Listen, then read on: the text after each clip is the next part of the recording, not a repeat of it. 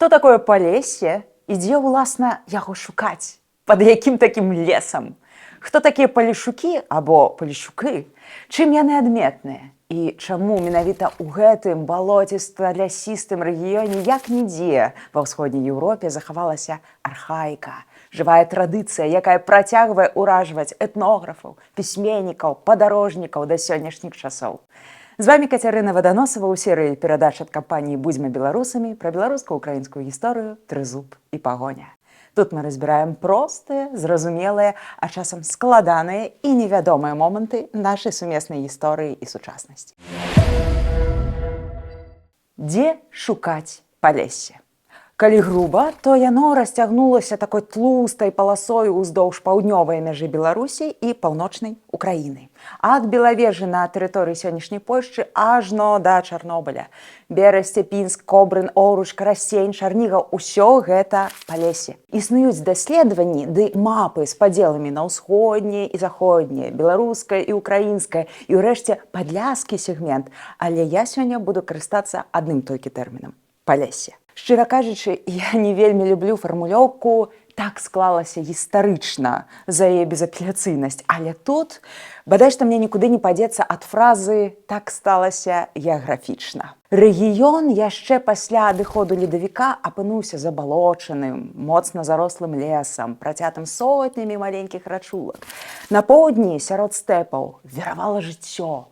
Там плямёны прыходзілі, адыходзілі, стваралі, руйнавалі дзяржавы. А тут, здаецца, нічога не змянялася стагоддзямі. Толькі ўвесну, у час паводак, вялікія тэрыторыі Палессе пераўтвараліся ў суцэльнае мора. Ці не адтуль, дарэчы, легенда пра таямнічае мора Герадота, узгаданае антычным класікам. Па гэтым моры і па рачулках, нібы па дарогах, палешукі на чоўнах-дзяўбёнках, выдзяўбленых з камлёў дрэваў, падарожнічалі па сваіх справах. Але, як правіла, недалёка. Напрыклад, у Пінск, на кірмаш. Некалькі разоў на год у гандлёвыя дні Пінск, сталіца беларускага Палесся, пераўтвараўся ў сапраўдную Венецыю.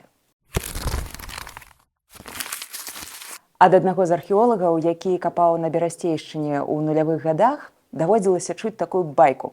Мясцовая цётачка ўзяла яго на воз падвезці і пытае: «Звідки вы прыехалі?» Той кажа: «З Мінску». А тая: «О, з Пінску, була там 2 разы!» То бок Мінск для гэтай жанчыны увогуле не існаваў як горад, як сталіца. І гэта ўжо час інтэрнэту і мабільных тэлефонаў. Я сама сутыкалася з такімі падобнымі сітуацыямі падчас уласных камандзіровак. І вось гэта максімальна ёмістая характарыстыка рэгіёну і яго насельнікаў, якія стагоддзямі былі замкнёныя ў сваім маленькім самадастатковым свеце. Хто такія палешукі? Адкуль самая назва? Самае простае – палешукі – гэта жыхары Палесся. На балцкіх гаворках, дарэчы, Пелеса – гэта забалочаны лес. Ёсць яшчэ рамантычная версія, што паляшук – гэта той, хто шукае поля.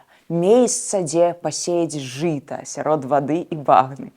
Цікава, што захаваліся і іншыя назвы, напрыклад, хадуны, едыкі і нават етуны. Ці не ёсць гэта рэхам вялікага падарожжа готаў 1500 гадоў таму ад Балтыкі да Чорнага мора, акурат праз заходняе Палессе. Дарэчы, згодна готскаму гісторыку Іярдану, нешта падобнае на мора ці на бязмежнае балота яны акурат і праходзілі. Прычым частка готаў так і засталася там жыць. Але пра готаў мы з вамі неяк асобна пагаворым, добра? Цікава, што палешукі па-рознаму называлі адно аднаго, таксама і па месцы прапіскі. Лесавыя люди, тыя, чые вёскі прылягаюць да лесу, палевыкі, палюхы, яны жывуць у полі, да лясоў і багнаў далёка. А вось балацюкі, багнюкі, балачаны люди, яны жывуць на прылеглых да балотаў вёсках, часам на ўзвышшах проста сярод багны, наўпрост як хобіты. Лесавікі, махнаногі, хваты. Фантастыка ці, хутчэй, фэнтэзі. Гісторыя захавала яшчэ адну назву – тутэйшыя ці тутэйші, тутэшні. Наўпрост гэта людзі, якія жывуць тут, без нацыянальнасці, з цьмяным уяўленнем пра дзяржаўнасць. Пішуць, праўда, што сам тэрмін гэта такі ідэалагічны канструкт уладаў Польшчы, у якую ўвайшлі землі заходняга Палесся пасля 1921 году. Маўляў, так было прасцей закрыць дыскусію пра украінскасць і беларускасць палешукоў. Тутэйшыя і нармальна. Спрэчкі за Палессе пачаліся адносна нядаўна, троху больш за 100 гадоў таму. Акурат, калі этнографы зацікавіліся мясцовай мовай і звычаямі, а пасля тымі ж пытаннямі задаліся палітыкі з БНР і УНР. Напрыклад, Яўхім Карскі адносіў гаворкі берасцейшчыны да украінскіх. Затое, напрыклад, арэал беларускай мовы ў яго сягаў ажно смаленшчыны і браншчыны. Дык да каго ўсё ж такі бліжэй палешукі? Да украінцаў? Да беларусаў? Ці гэта асобная субстанцыя, не падобная ні на каго? Акурат да апошняй высновы зараз схіляюцца тыя гісторыкі і археолагі, якія бачаць Палессе як прарадзіму ўсходніх славянаў. Так, гэта не жарты. Вы спытаеце, а як у такіх джунглях Амазоніі можа зарадзіцца народнасць, усходнія славяне? Па-першае, не такі ўж гэта і джунглі. Людзі тут жылі заўжды. Узгадайце таксама прыклад Каўказу. Здаецца, горы, няма дзе развярнуцца, а там сотні народаў з унікальнымі культурамі і мовамі.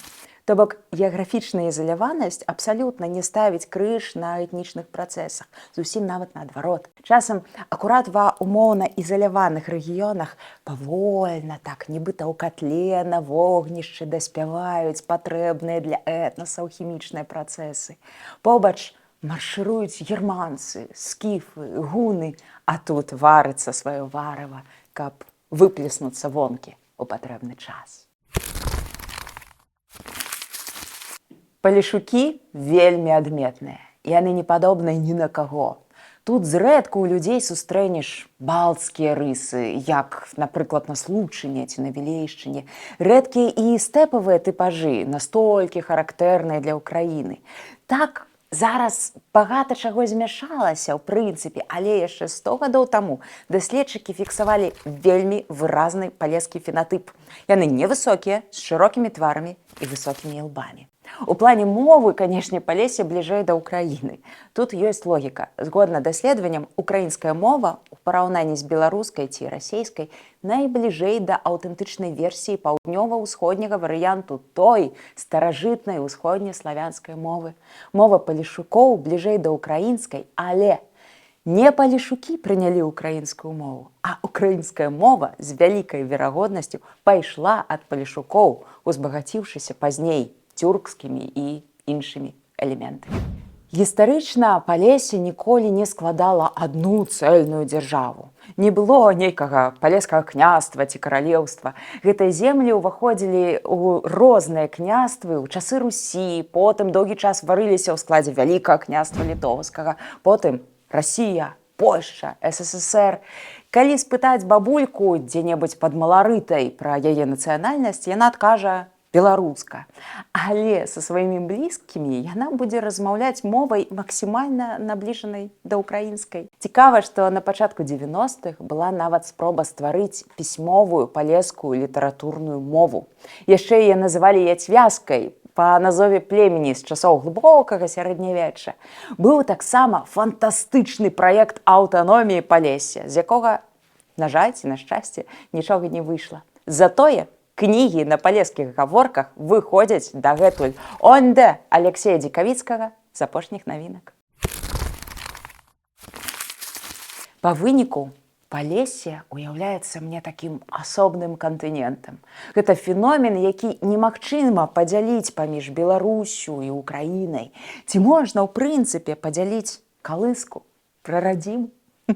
Наўрад ці. Праз стагоддзі палешукі засталіся сабой. Яны захавалі архаіку, традыцыю, а вывучаць і цаніць гэты скарб.